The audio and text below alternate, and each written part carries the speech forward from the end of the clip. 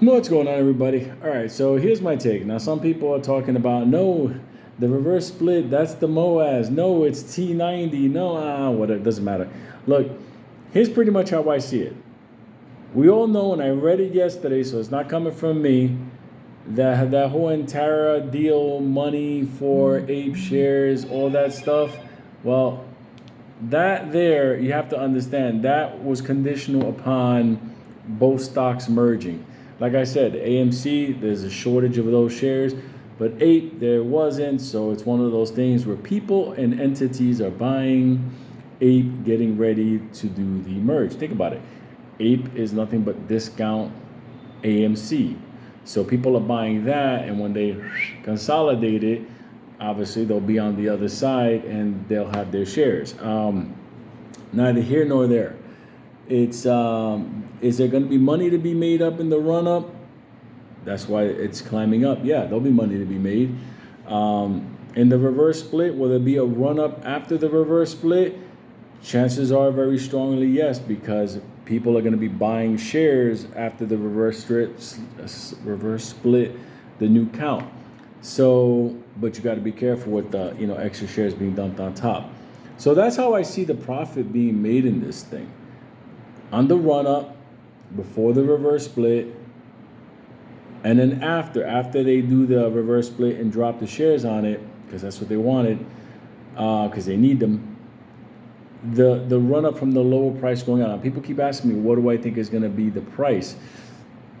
There's no way of knowing, what's going to be the price, because there's too many factors. First, you have to see what price would AMC and 8 be prior to the reverse split. That's how you'll know that 10-to-1 ratio.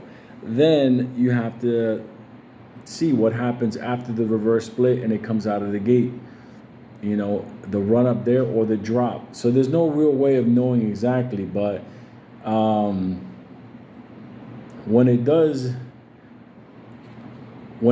do the reverse split and the dilution, the number that's going to be there, the last remaining number, that's the golden, in my opinion, that's the golden time for me to hit AMC, because that's where the run-up's going to happen. That's what happens with reverse splits overall. Even WISA had a run-up afterwards.